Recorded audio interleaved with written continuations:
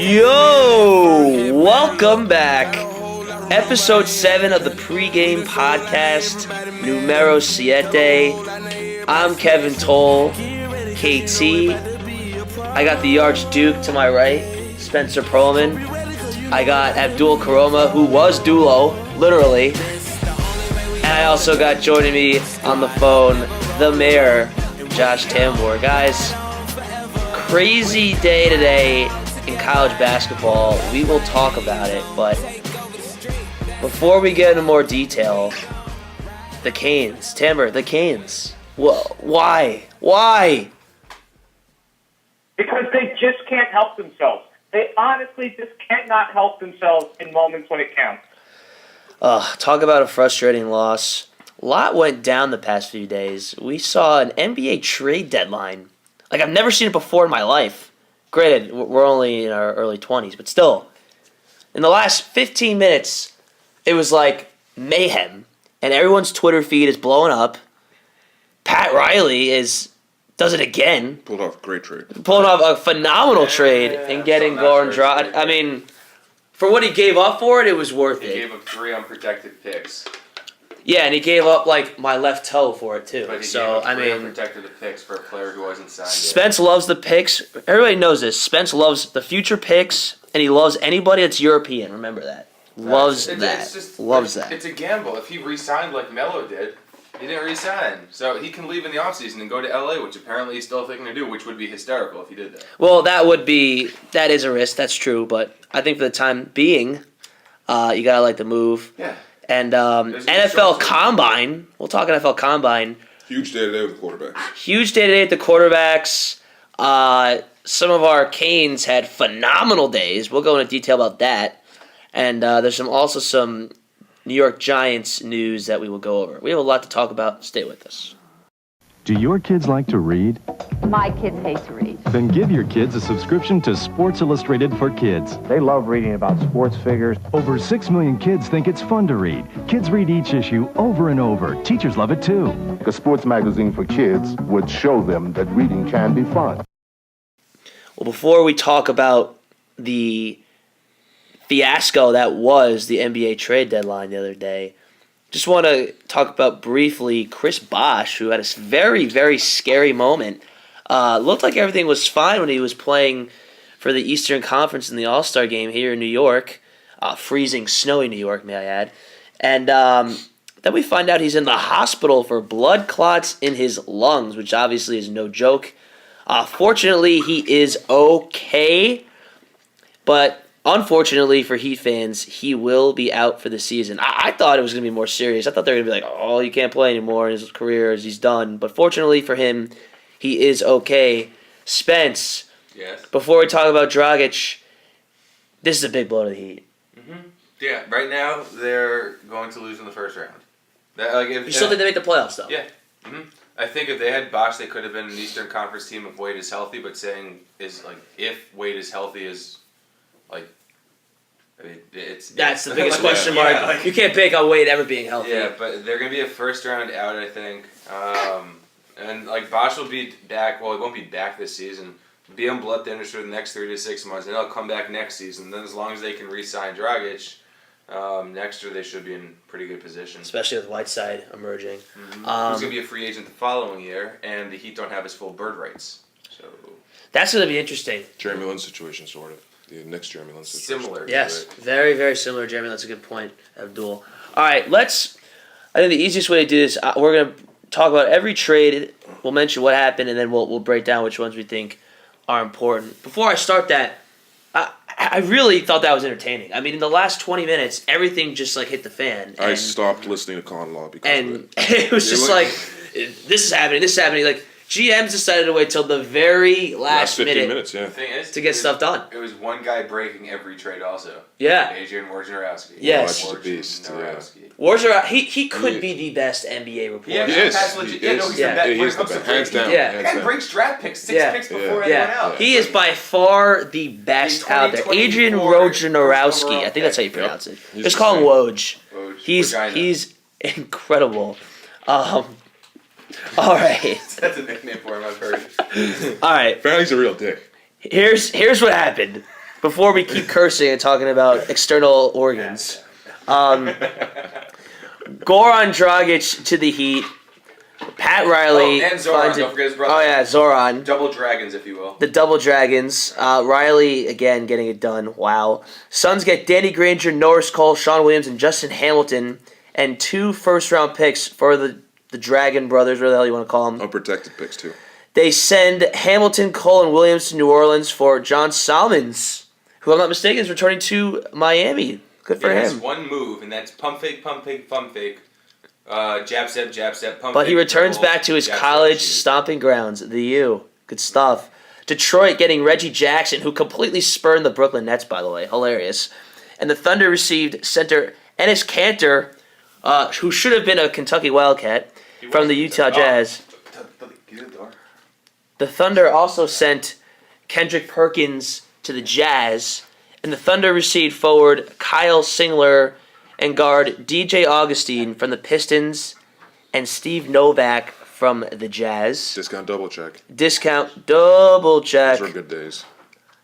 Those were the days. He still is the most one-dimensional player.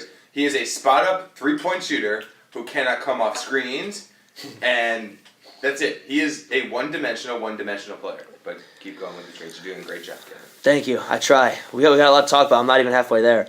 KG, going back to his original NBA team, the Minnesota Timberwolves, and the Brooklyn Nets receive Thaddeus Young. I think this is a bigger trade than people are giving it credit for. When you think about, yes, KG is clearly in the end of his career, no question, but he was a locker room presence. You can hate him as much as you want, but he is very well respected by the younger guys and the older veterans. He's the only one who can talk up to the younger veterans while helping the young rookies. So I think this is a bigger loss for Brooklyn than you would think, but Thaddeus Young has the potential to be. And Billy King's coveted him, even since Billy King's loved him forever, yeah. So I think that could work. And he's got a long contract too, which is just going to add more and more money to the Nets, which is awesome. But yes, I mean, as a Knicks fan, it's nice to see that the Nets have contract issues, but Thaddeus has shown promise, no question. Next trade, probably my favorite one besides the Heat. Milwaukee Bucks trade guard Brandon Knight to Phoenix and receive Michael Carter-Williams from the Sixers. So the quote-unquote franchise guy for the Sixers is gone. Center forward Miles Plumlee and guard Tyler Ennis. Look, I haven't seen his name since the Syracuse days last year. From the Suns, exactly. What a bump. Talk about a guy who should have stayed. Sixers acquired a protected 2015 first-round pick from the Suns via the Lakers. The pick is protected 1 through 5 in 15, 1 through 3 in 16 and 2017, and an unprotected in 2018. A lot of potential draft picks there. The Portland Trailblazers, wanting to win now, receive Aaron Aflalo and Alonzo G for, the Nuggets receive Will Barton, Victor Claver, and Thomas Robinson, along with a lottery-protected first-round pick in 2016. If the pick is not conveyed in 2016, it would become 2 second-round picks. We are just about halfway there with these trades. Wow. Isaiah Thomas, not the great Hall of Famer, but rather the point guard from Washington, whom the Phoenix Suns picked up in the offseason to solidify their backcourt, have now traded him to the Boston Celtics for Marcus Thornton and a 2016 first-round pick. Kind of like how the Celtics acquired. That's a good, underrated acquiring job by Danny Ainge. And then, of course, for all of you Knicks fans like us out there, the relevant trade, the Houston Rockets, this is according to Yahoo, deepened their bench. I don't know about that, by adding Pablo Prigioni I'd say so. from the New York Knicks. And this is the best part. And they get KJ McDaniels, who is so underrated, from the Sixers. Great defender. The Rockets send Isaiah Cannon to the Sixers, and Abdul and I, our favorite player, Alexei Shved, goes to the Knicks. Abdul and I were at the Knicks-Rockets game a few weeks ago, and we were destroying Shved. He was garbage. He was garbage, and now little did we know he'd become a New York Knick. Knicks also get 2 second-round draft picks, while the Sixers also get a second-rounder. Washington Wizards acquiring 28-year-old guard Raymond Sessions from the Kings Ramon, and the Wizards sent 38-year-old veteran guard Andre Miller to the Kings, who reunites with his longtime favorite coach, George Karl. JaVale McGee goes to the Sixers. They pick up his large contract. And finally, Tayshaun Prince going back to the Palace of Auburn Hills in Detroit. And the Celtics are going to receive Jonas Jerebko and guard Gigi Datome. Datome? Never heard of him before. Obviously a lot there. I think the Garage Band isn't going to let us talk about all these, so we're going to take a quick break. Those are the trades. We'll break down which ones we think are good, which ones are bad, who won, and who lost. Stay with us.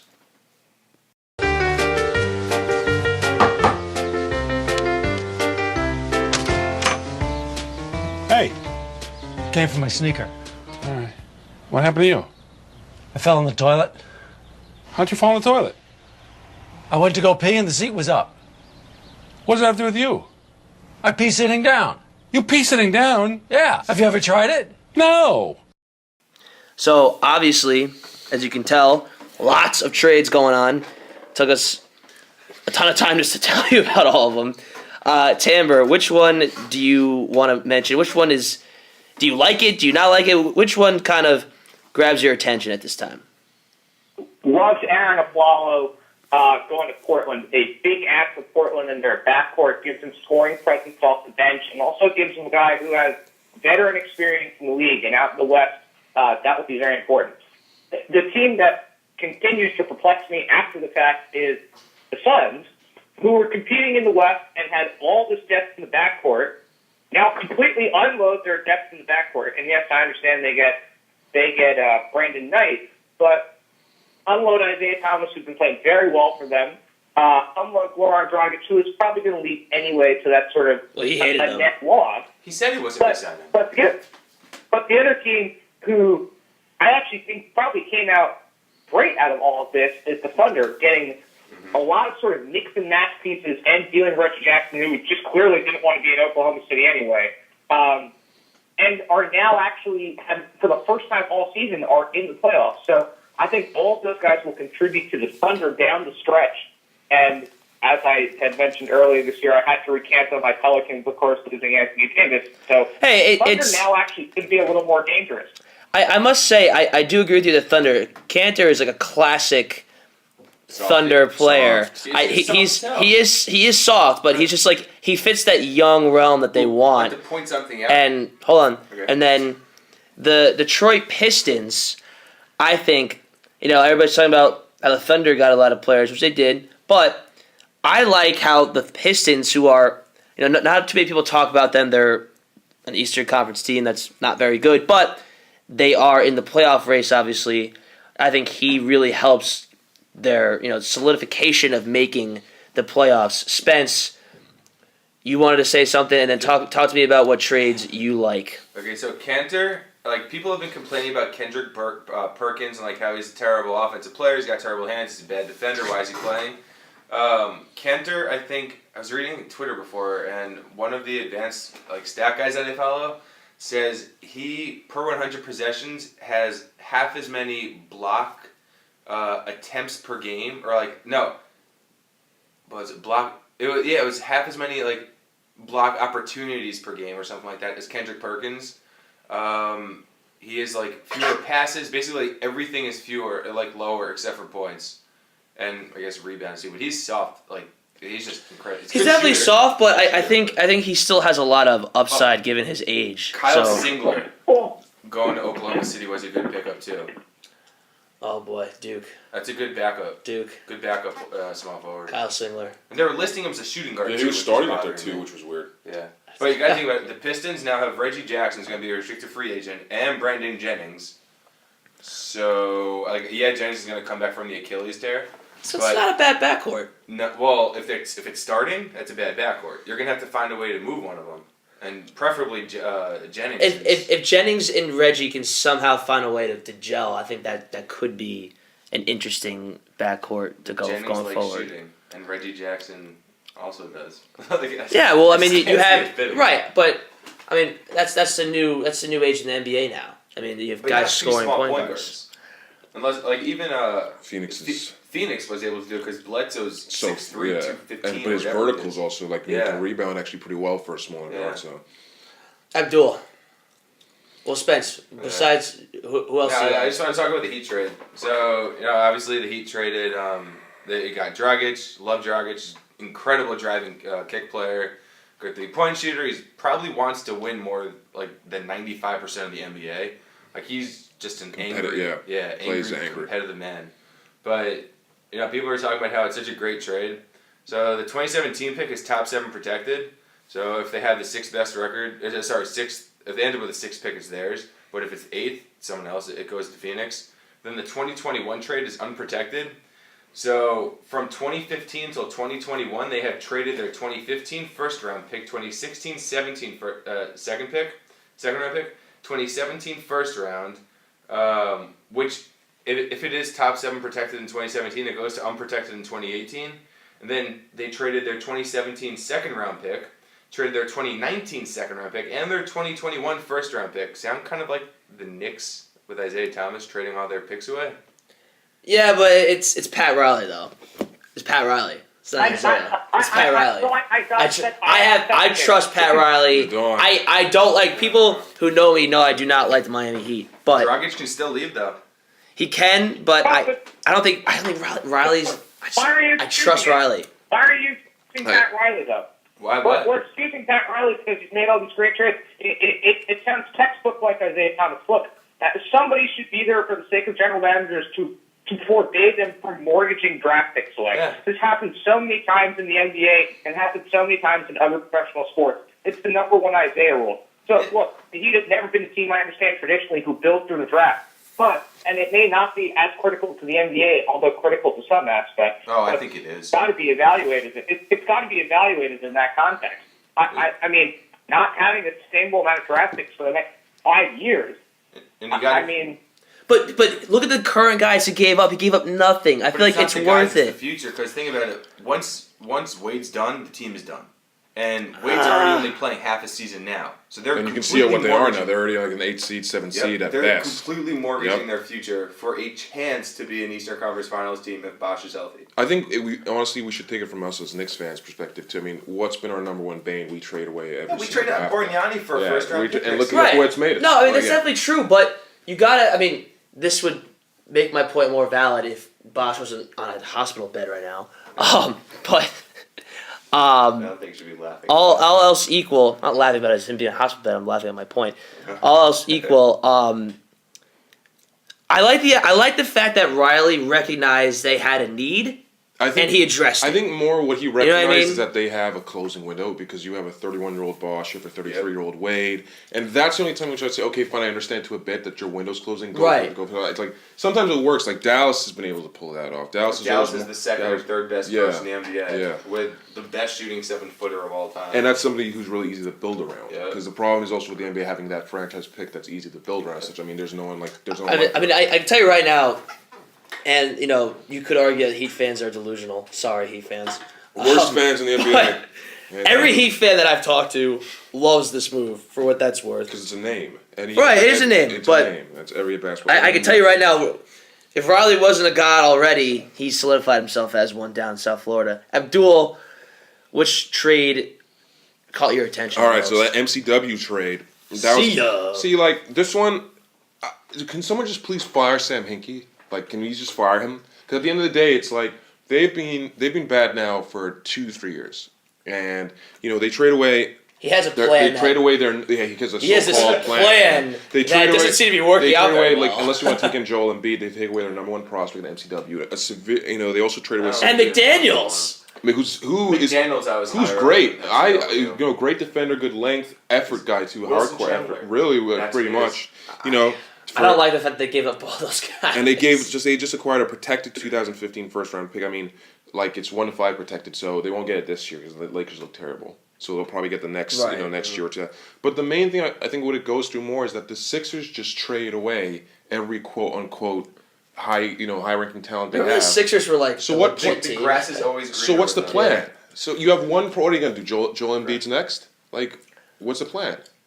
I mean, There's something that he has going on that he hasn't shared with. I mean, I love the trade public. for I don't know what his plan is. I love the trade. He emailed. Remember the grandfather emailed them, and he's like, "We're trying to rebuild for the future." It's like, I love the trade for Milwaukee messing everyone up because now. the length works out so the well. defensive length on that team is crazy. I think it goes like 6'6". What does it go like 6'6", 6'8", 6'11", 6'11", and then 6'11 again. Yeah, it's crazy. And you know what's true about this Milwaukee Bucks team? Which, by the way, Jason Kidd is coaching the heck out of this team.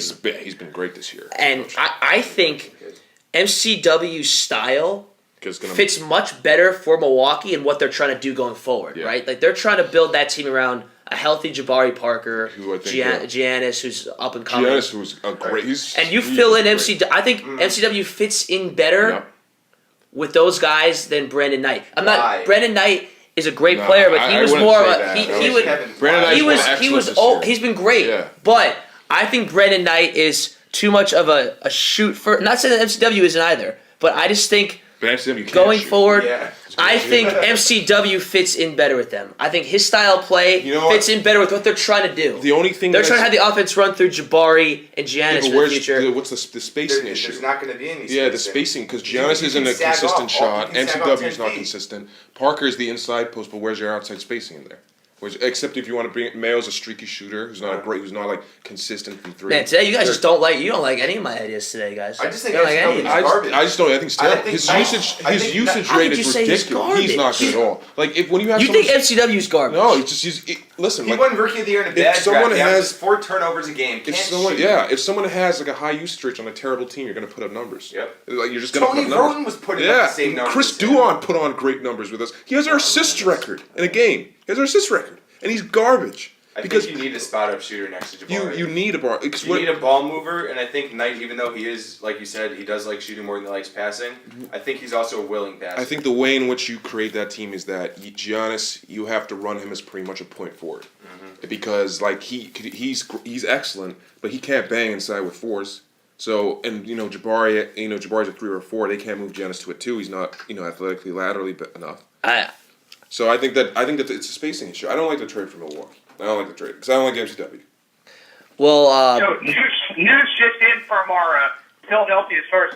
I confirmed that the Sixers are actually planning to play a rare 3-center and 4 corner style offense.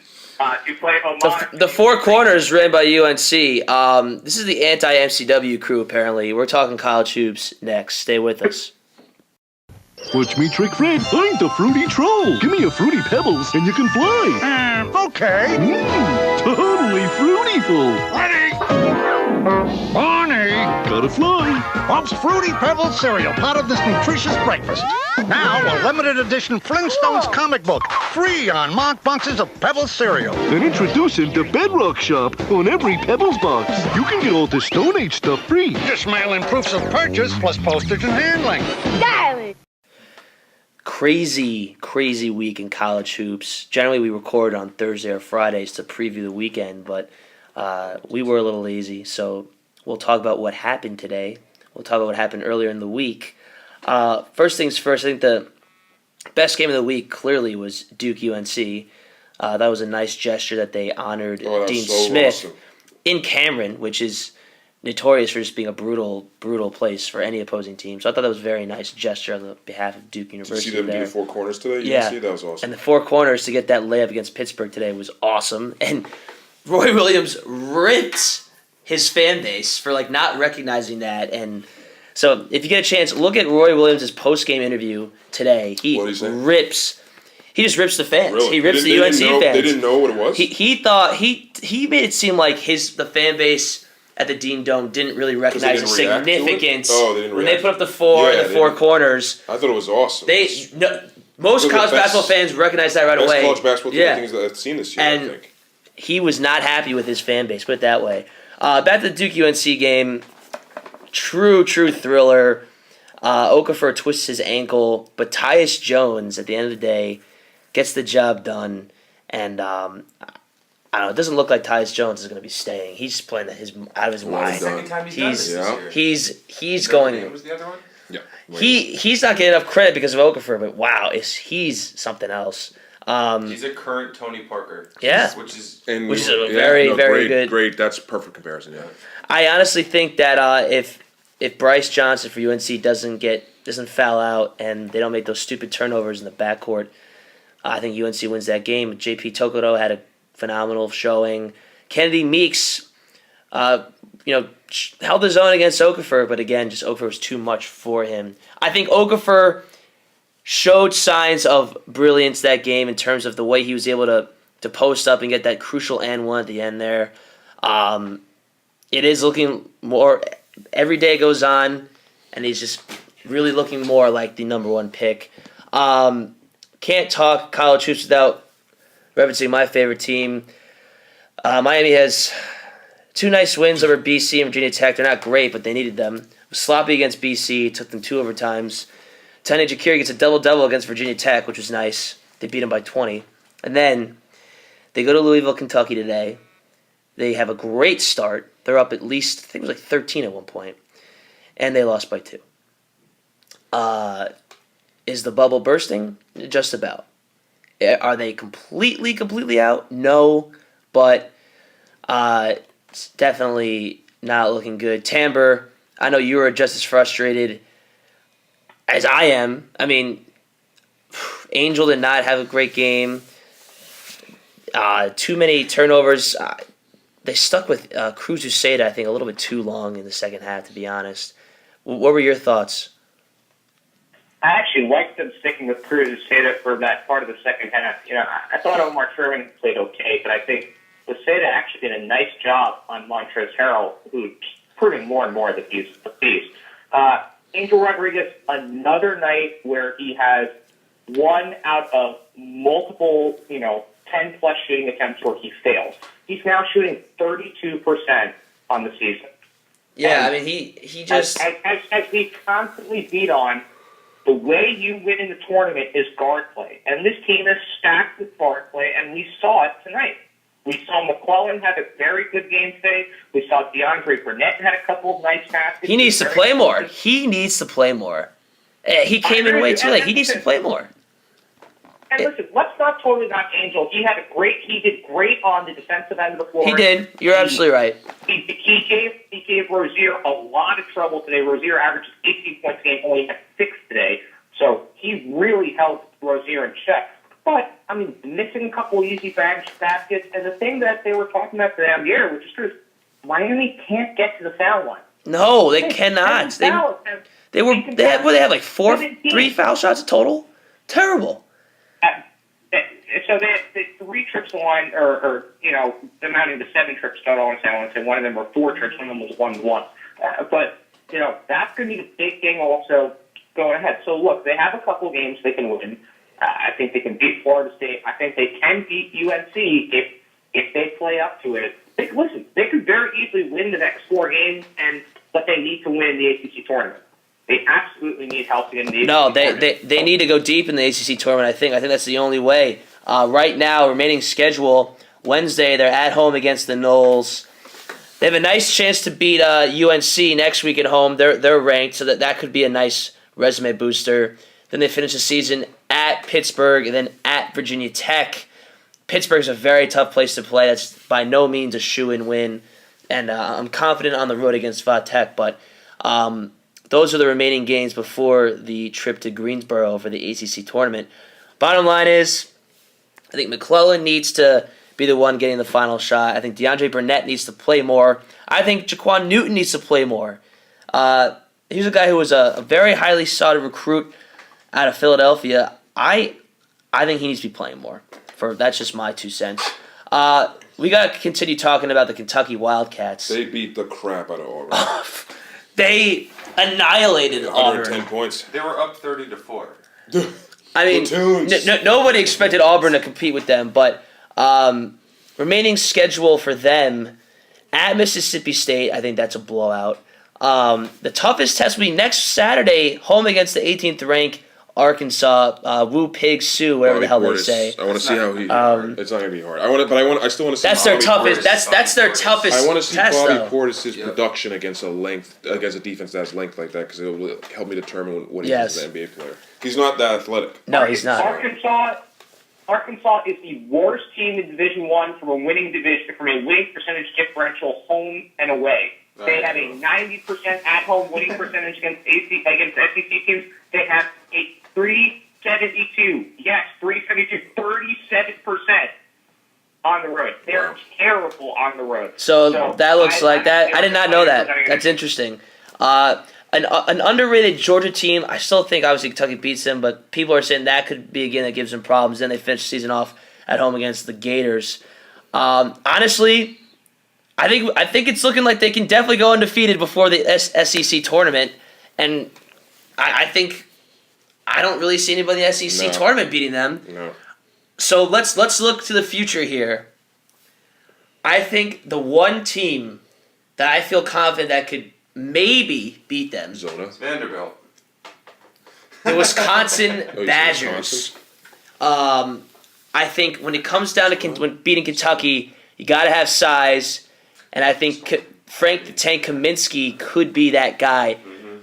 Is he Player of the Year? Like, I think losing that game to Duke earlier on with Okafor he got bullied by Okafor, which hurt him. But ever since, he's been playing phenomenal. Wisconsin's been playing great. They beat Minnesota today.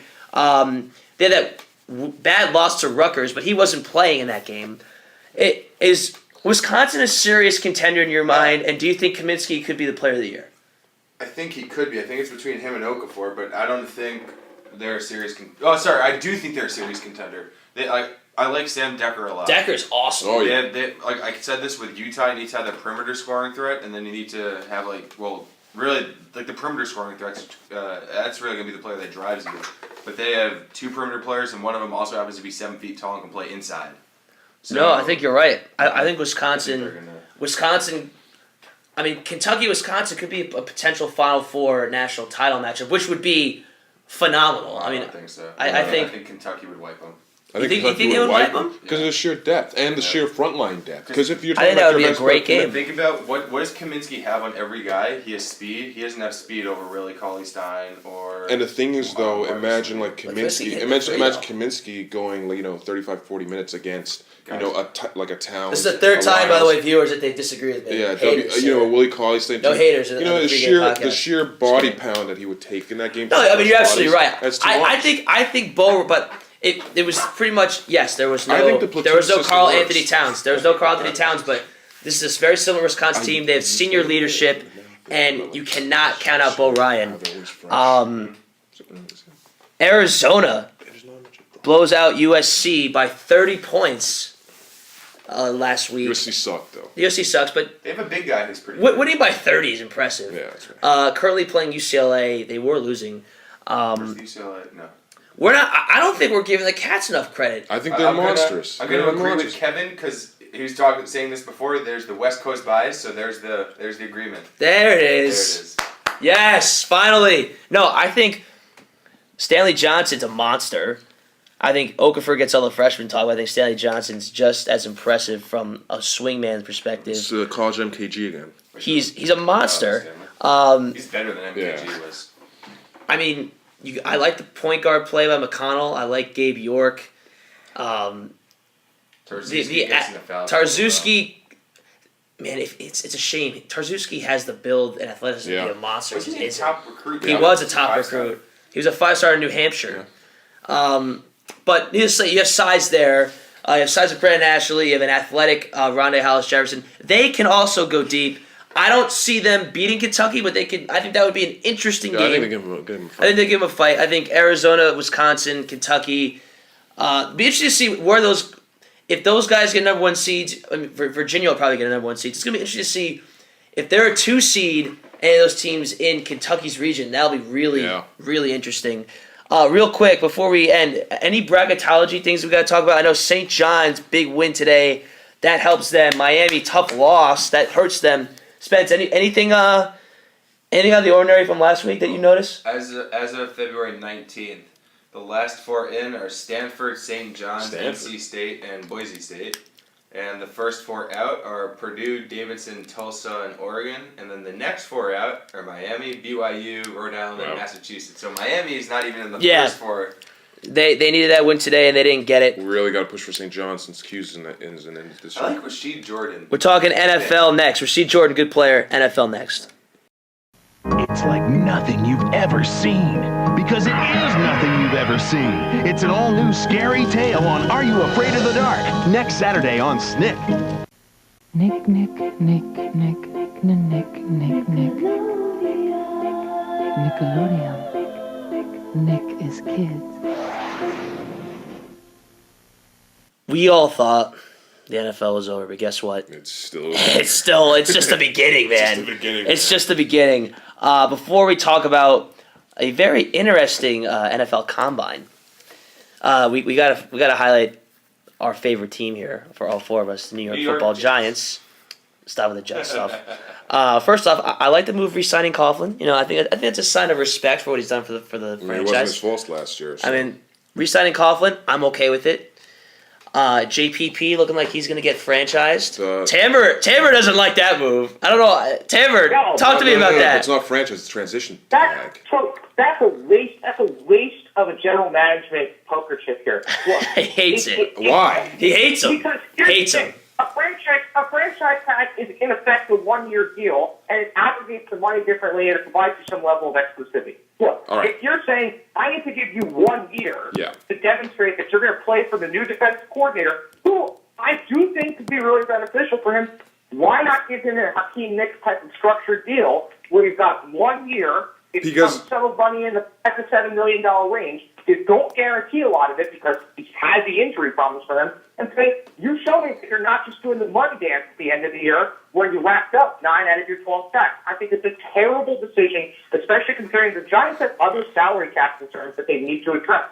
They have Antoine Roll, who's still not going to be signed. I don't want Antoine back. I do, but I don't think it's going to happen. I hate the move on franchising him. I think it's a terrible decision. How about Ogletree? Ogletree getting that 1-year deal. What do you think? Well, I don't know why, because Terrell Jernigan is also coming back off injury. Look, I've never been a big Terrell Jernigan fan. Garbage. Yeah, I hate Jernigan stretches the field for him. So, again, not really sure, considering Ogletree had limited targets last year, not really doing something for them. And their wide receiver course is strong enough, and there's guys in the draft that they could pick up at a less expense. I'm not sure what Jerry Reese is doing there. Abdul, what are your thoughts? See, this is the only thing. I think that the JPB move, it's like the only move that we could do because we're going to work out a long-term deal with him. We have to keep JPB for a lot of. These are my 3 reasons. First reason, we always let young talent, 26, 27-year-old talent go in the past. This is what we've always done, right? Keep a building block, which is you always sign to big deals your most important position players. It's quarterback, left tackle, rush end, quarterback, left tackle, and rush end. All right? Correct. So JPP, it's not even this. I think that he's a great talent, and he's still raw, entering his prime. I know his sacks came at the end of the season last year, but the main thing I give him out is because his opposite side was Matthias Kiwanuka. Right. He's hitting doubles all year. Right. Are you concerned his back, though? No. Because I think he's over. I think he's over. You think he's okay? Yeah, because he was healthy for the whole year. He looked absolutely nothing wrong. But the main thing I love, JP, his run defense is it's back to having Mike Strahan points there. And that's huge for defensive end, and that'd be able to have containment. Especially with how bad... I just hope he can stay healthy. I think with Ogletree, it's a 1-year deal. I think it's 1 year minimum. We're going to draft a receiver in the 3rd and 4th round anyway. So I don't think that's really much of a hit. Victor Cruz don't want to put all your eggs in one basket. And it doesn't. It's a big injury. It's a patella tendon. It's a miracle, and it just shows how much of a monster Beckham is. That Beckham had those stats with legitimately nothing opposite him. So a big guy, if we can draft, in the 3rd round, 4th round, it'll do a lot. I think that would be. I wouldn't disagree. I think. Speaking on that, they are looking at running backs later in the draft. I'd love Duke Johnson first. That'd be a great pick. I don't think he's going to. Unfortunately, I don't think he'll be there. They're talking to Indiana's Tevin Coleman. I don't know much about him, but I know they've been talking at the combine. It's looking like offensive line. I'd love TJ Yeldon first too. TJ Yeldon would be nice. But TJ it's looking like he ran slow today too. Yes, he did. Offensive line, defensive line, and then a mix between another running back and another receiver. We're going to do BPA like we always do. So let's talk about the combine for a second. Mariota was throwing today along with Jameis Winston. Interesting, I did not know this. They're actually the same height. Yep. They measured at 6'3" 3/4 inches. Only difference being Winston's weighed in at 231, Mariota 222. Mariota was a man of very few words for the media, which I thought was very interesting, given his sort of popularity. He's a quiet guy. It'd be interesting to see how that goes, how that works out for him going forward. But I did not see the throwing results, but apparently Winston looked pretty good, right? Winston was perfect. Like, actually perfect on 16 of 16. Wow. Like, Mariota was 13 off 16, I think. But Mariota's mid-range accuracy is something that I didn't really like. I thought he was a bit off. But, I mean, again, it's a scripted throw. It doesn't mean anything. Right. Like, we could do that. But you know what? I think it's pretty clear, and we talked about this last time, but everybody was talking about Mariota going first. Absolutely not. And now Winston is locked. I mean, I would be shocked if he doesn't go to Tampa. They basically set it out. The thing that puts Winston over the board for me, it's nothing physical. It's his sheer football IQ. Yes. He wants to win also. He's a cloud off the field, but you cannot deny he's got great IQ on the field. I honestly thought that I think a lot of teams came into the Combine skeptical because of what Manziel did to them last year at the Combine. I don't think he's going to do that. And apparently his interviews were actually very sincere, and teams came away with like, oh, okay, this guy accepted his mistakes, moved on. I think he is going to be a fantastic. I agree. I think the Bucks need him. I think they need him right.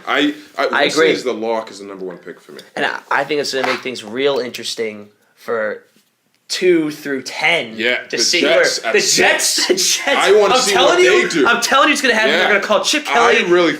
I'm telling you, they're going to get. I'm telling you that they got brought up before. I think they take Mariota at 6. I think they call Chip Kelly and say, "Give us your first round pick, your second round pick, and Foles." They're that. Oh yeah, apparently I'm telling you, it's going to happen. 4 picks. Yeah, that's what 2 first rounders and 2 second rounders. That's I said it here. Anyway, it probably won't happen, but I hope that happens.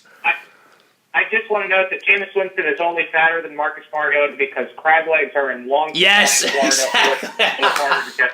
I think that, and honestly, go ahead.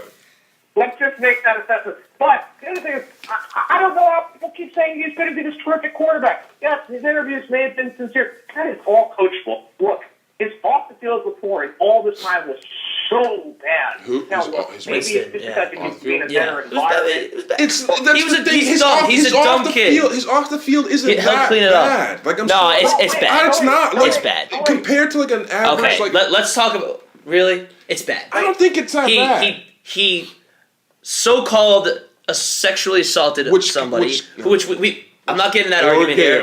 I'm not getting that argument, but he was accused of it. Stole crab legs. All right, it's like 20, goes to the middle of campus and yells crab legs. Beep right in the beep. I mean, I can't say that on the air. Come on, like it's dumb, it's young stuff. That's right. I agree with you. It's immaturity, and I think he will. I don't think he'll be a Johnny Manziel 2.0. I don't. The girl asking to see pictures of her chest too. Yeah, I mean, look, he did make smart decisions. Yeah. But anyway, John Elway made an interesting point. He said, if you're a quarterback, don't throw at the combine, but rather wait at your school's pro day. I just wanted to point that out. I thought that was interesting. Both of them end up throwing, which I think was the right move. I don't know why you wouldn't want to throw at the combine, but I just wanted to point that out. I thought that was interesting. Another guy who really can help himself this weekend, I don't know if you saw, I didn't see, but Brent Hundley going into the season was like very, very high up and then had a very mediocre season. He could really help himself. He did. I think he ran a 4.62. 4.62. Wow. That's not bad. But honestly, I think he's a terrible quarterback. I agree, but in terms of his draft status. Big. 6'3", 226. But I just think that teams are going to get wowed with him with his athleticism and sheer size. Right. But he's a terrible passer. Absolutely terrible. I think he's going to be, any team... NFL teams, for the most part... They loved him last year. Because, GMs have a 2-year leach, so they're looking for that franchise guy who will take them away. But I think that any team that picks him is just going to be stuck with a project that does nothing. Right. No, that's possible. Talking about PR, we were talking about Winston before. Green Beckham, the receiver from Missouri, he's been compared to Calvin Johnson. He's not Calvin Johnson. But I'm just saying he's been compared to him. Yeah. And you could argue behind Amari Cooper is probably the most physically gifted receiver in the draft. He does have domestic violence in his past, but he had it, just like Jameis Winston had in interviews, this guy, Dorial Green Beckham, said all the right things. Yeah. He admitted to his wrongdoing. Is it worth that PR risk to say, okay, we're going to draft this potential monster athlete who does have a passive sexual assault? Is it worth the PR risk? See, I think we've seen the NFL is like not the number one sort of organization that cares about someone's. If you can play, you can play. Yeah. Right. You can So play. If you can win, you can win. Right. Honestly, the main problem with DGB that I would see is his actual route running. The guy he reminds me of a lot is a bigger Tommy Streeter. That who he reminds me a lot of. A big, fast guy who's soft. Like 13 bench presses. Yeah, which he's is the same extremely as soft for someone that he's that big. And the fact doesn't matter that Missouri had him run 2 routes, a deep post and a straight go. And the fact that he got beat out by the 2 other receivers, I can't remember their name, but they're both big guys. Too, I can't remember. See, DGB.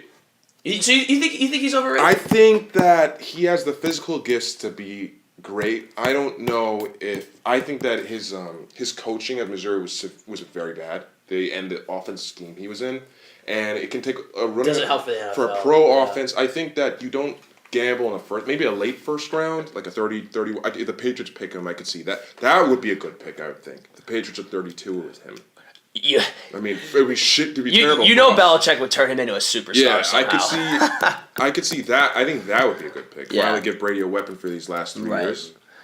That's actually a good point. Let's talk about some individual performances. I want to highlight the Canes here. Sorry for the bias, but Eric Flowers, who's projected top 15 pick, runs a 5.29 40 for an offensive lineman. Pretty impressive. Benched 225 pounds 37 times. And Clive he waddled really nicely in one of the protection groups. Yes. Very nice waddling job there. That's true. Clive Walford ran a 4.79 40. He benched 265 or something. 225 20 times. And our boy Philip Dorsett ran a 4.33 40. As Tambor, as you pointed out, that's better than Odell Beckham. So really helping his status today at the combine. Maybe, just maybe, he'll get that late first round like Kyber's projecting. We're going to talk more NFL Combine coming up next. Kids rule at Universal Studios Florida. You'll rocket back to the future. Fly home with E.T. Face King Kong. Blast off with Yogi. Join Rocky and Bullwinkle. Rock out with Beetlejuice. Explore Final's Giant Playland. Get slimed at Nickelodeon Studios. And watch us film hit TV shows like Clarissa Explains It All. So come ride the movies and much, much more at Universal Studios in Orlando, Florida. Want to continue talking about the Miami Hurricanes performance at the Combine. Like we discussed, Flowers and Walford had a nice showing. Tambor, obviously the 4.33 with Dorsett, very impressive. What else stood out to you? So Dorsett also had, he's 5'10", by the way. He's 5'10" on his card. He's probably about as tall as I am, maybe at 5'10". Also had a 37-inch vertical leap. So that's impressive. Will probably fit into, so a guy who's a slot receiver in the NFL, to climb the ladder a little bit, and also has some breakaway speed, a nice addition to any NFL team. I think the biggest thing for him is, how big is he going to be able to get without obviously losing some of that speed? Obviously, football is a violent sport. He is not a particularly big guy. I want to say he's somewhere in the neighborhood of 180, maybe 190 pounds soaking wet. So I think he needs to put on some weight. That's actually an interesting point. Abdul, Duke Johnson, what was it, like a 4 or 5? I mean, not bad, but not what we were expecting out of Duke. I think though, but Duke's not. Duke's another one who's not long fast. Did he hurt him? Did he hurt himself today? No, I don't. You know what? I think that his some offensive lineman did. A UM offensive lineman. No. Or, but no, I think Duke. Honestly, I think that his production speaks for itself. The only thing that worries me a tiny bit about Duke is the sheer amount of carries. The sheer amount of carries on a smaller back. And his size, yeah. And the injury, a broken ankle. The ankle's already an issue. But I still think that, let's say as a 3rd round, 4th round talent, he's a great value pick. I think I love his game. The running back class this year is so deep. It's very deep. Absolutely. If you're a team looking for a running back, you definitely have a nice selection. One thing I want to talk about, obviously, probably should have talked about this before, but we're talking about the Combine, right? We're talking about how much they're benching, what their 40 time is, what their vertical leap is. Are we looking way too much at this? Does this even matter? Yes. Yeah. So you don't think we're looking too much into this? No. These guys are going to be getting paid millions. I do think we look too much at things like this. Why is that? I'm very curious to hear this. How many times have you seen guys who are workout warriors who put on these great clinicals at the combine and totally come out in 10? The biggest example in a top 10 pick in the last 5 years is named Vernon Golston, ring a bell? Yeah, but you could. An elite pass rusher sitting in a 3-4 system, which was that's a great point. That's why. They were 10. But that's why. I mean, there have been countless guys. Now, look, there have been guys who at the combine have made a name for themselves. Take Tari Poe, for example, who's turned out to be terrific as a nose tackle for Kansas City. So I think it's still it goes both ways. It goes both ways. Yeah. I think I totally agree with you. Vernon Golston's a prime example. I listen to some guys on the radio, and they just straight up don't care. They just want the best player available. And I'm not saying you shouldn't care. I think a lot of fans put a little too much weight on it. But at the end of the day, you guys are right in the sense that if you have a good combine, it will significantly help you. That there's no doubt about it. This can really help you, and it can really hurt you. I think that for what it's most important for is day 2, day 3 guys. Yes. That's where you can find your sleep. That's where you can bump up. The Hobart offensive lineman yesterday who tested out of his mind, I think like 99%. Hobart, as in like Hobart and William Smith? Yeah. As in like Division 3? Yeah. Wow. The guy. That's awesome. Like the guy is a monster. All the guys are saying how he moves his hips really well. I mean, he looks great, and 99% of NFL fans would have no idea. Of NFL people would have no idea who this guy is without this combine. No, that's right. 99% of people in the U.S. have no idea where Hobart College is. Yes, exactly. So that's hilarious. I think that honestly, it has to be used like in combination with game tape. I mean, anybody who saw Golston would see the same thing with advanced would stats. see a guy. Yeah, exactly. Anybody with Golston, for example, who had watched his tape, would see a guy that who he reminds me of. It's this year's bust is Randy Gregory. The same looks incredible, makes one play all game, doesn't do anything else. Right. Well, I mean, the Brickashaw Ferguson had like a phenomenal combine. And he is a great left tackle. And he's a great left tackle. So like for using the Golston Jets analogy, I mean, I think you can make an argument for either side. I wanted to. Sometimes I think that it's the media Jamarcus Russell a bit. Right. Like, anybody would tell that he doesn't care about football. Right. Anybody could see that just from his demeanor. Well, it's funny. Like, if you watch like Tom Brady's combine, it's like it's not good at all. It's not good at all. But that's because Brady's wasn't exactly, and now he could be the GOAT, right? Yeah. I mean, who knows? But before we conclude this and go to our personality segment, Tambor, you brought up an interesting point. This is more going towards college football, but. The Big Ten, I think this is ridiculous. I think it's ridiculous. Considering a year of, quote, academic readiness for freshman athletes, which would ask freshmen to sit out and take a year to adjust. Are you kidding me? What is this?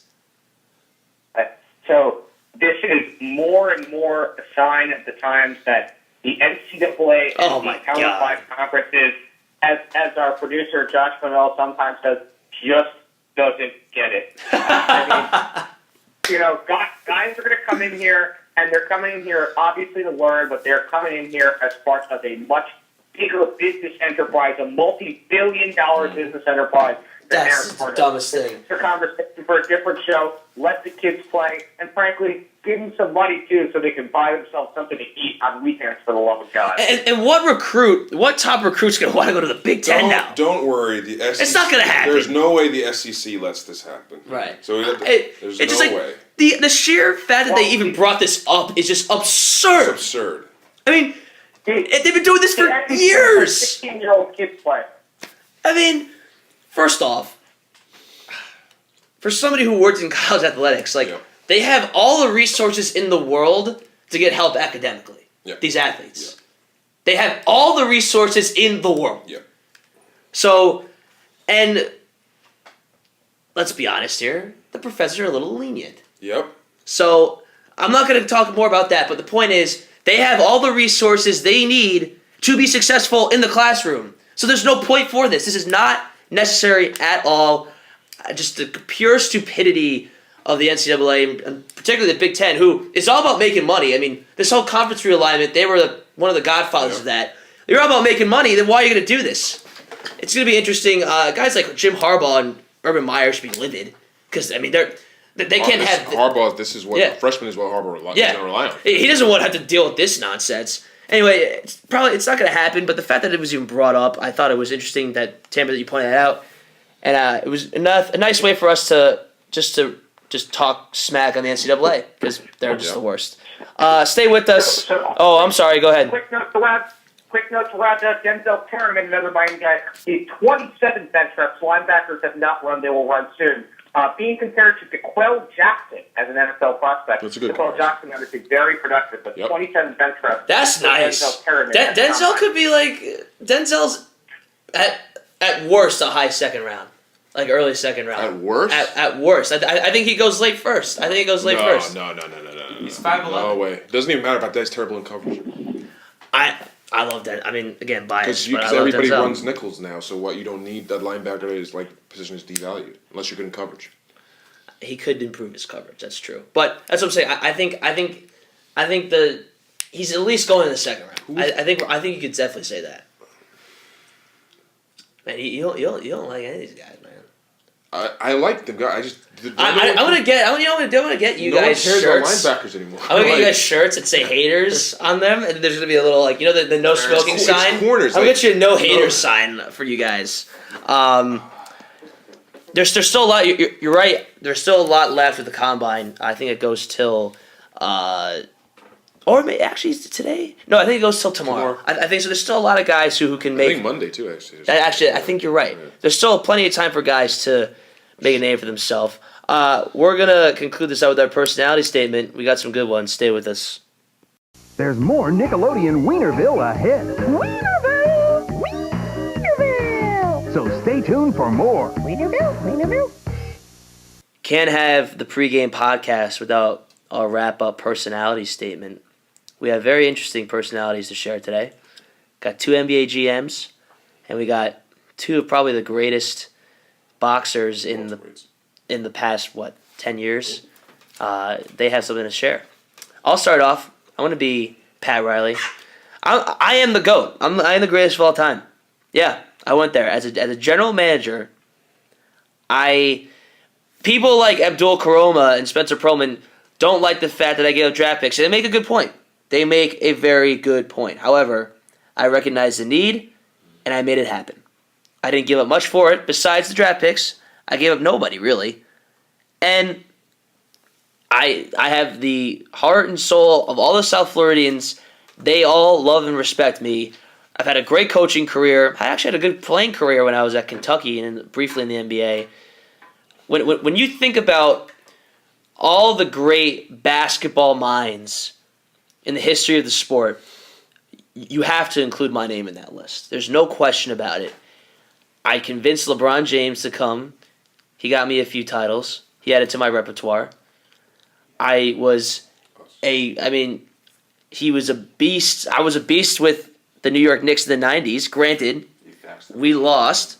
But I changed the way that the game was played with that team in terms of the physicality of the sport, which unfortunately is no longer allowed, which is ridiculous. But needless to say, count me for the greatest GM of all time. I did it again.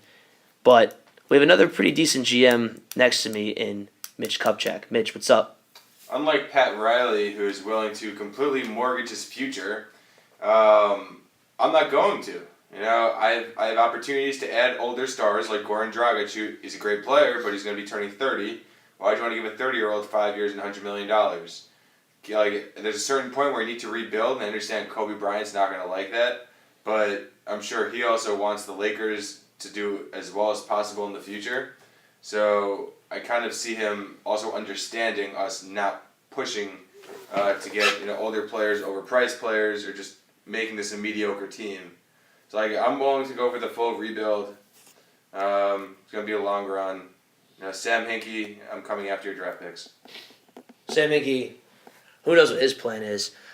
We have 2 very special guests here that are going to announce a very special event for May 2nd. Manny Pacquiao, Floyd Mayweather. What's going on, guys? Well, first of all, Floyd Mayweather would like to thank you for having me on the show.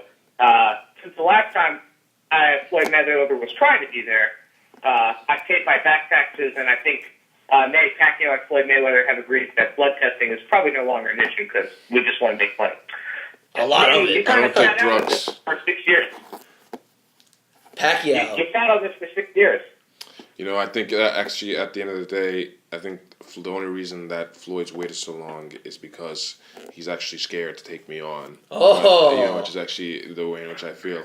Maybe actually also he's actually waited for me to get older to a point where you're on the bigger and better things, right? You're like the mayor. I'm not really in my prime anymore. You're like a politician now.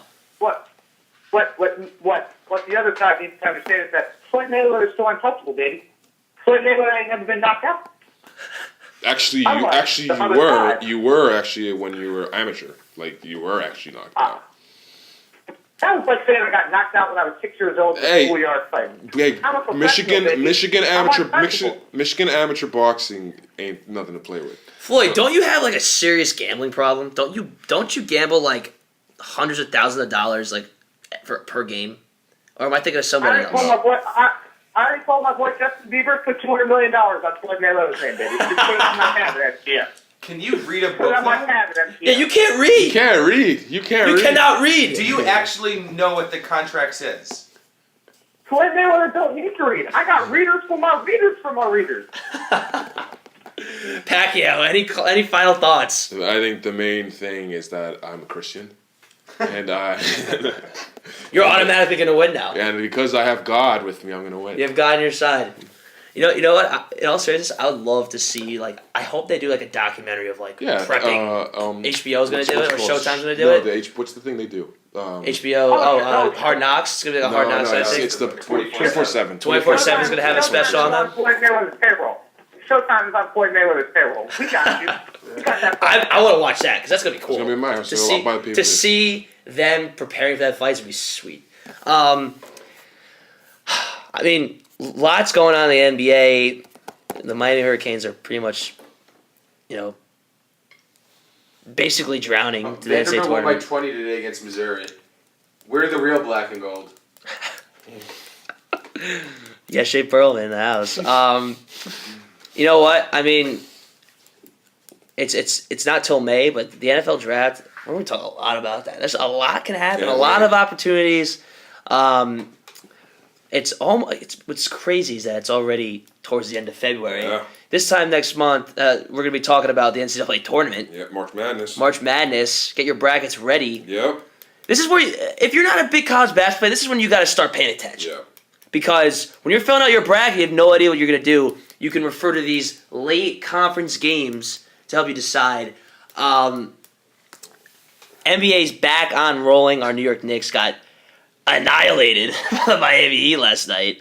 I was in attendance and it was ugly. It was close for the first 3 quarters, but I was dumb enough to think they were going to keep that close the whole game. Our tank returned from the holidays and it's back on the roll. Exactly. And we didn't even talk about Amare. See ya, Amare. You are no longer a member of the Knicks. Thanks for the year and a half. Thanks for the year and a half. Half a year. Yeah, thanks for the first half of 2010. Really appreciate it. $125 million later.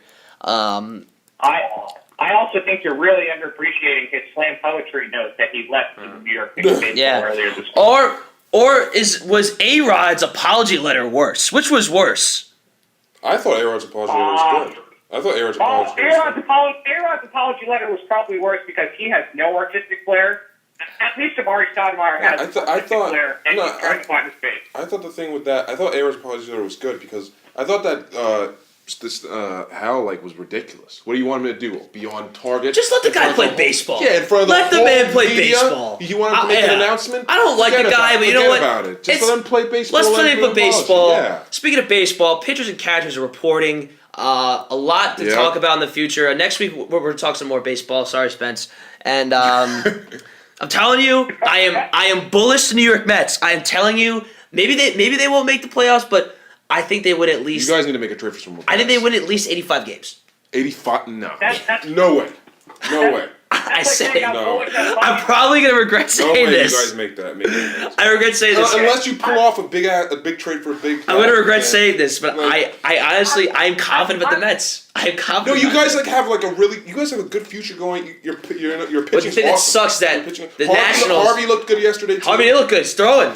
The Nationals look awesome. Yeah, they look awesome. I'm as bullish I'm as bullish as the Mets winning 85 games as I am bullish on Bobby Bonilla showing up at training camp. That's how bullish Yo, Bobby Bonilla still gonna get paid. He has the best. I've never seen somebody, screw a team over like that. It's 2035, right? Yes. It's awesome. That's how you make money. That's how you make money. And there's still $75 million in the hole for Madoff. What I want to know is how much. I take that back. They're not winning 85 games. I take that back. Of a cancer was Bonilla to be able to, get someone to pay you that much for that long to get rid of you. He just stole $35 million. It's like, here.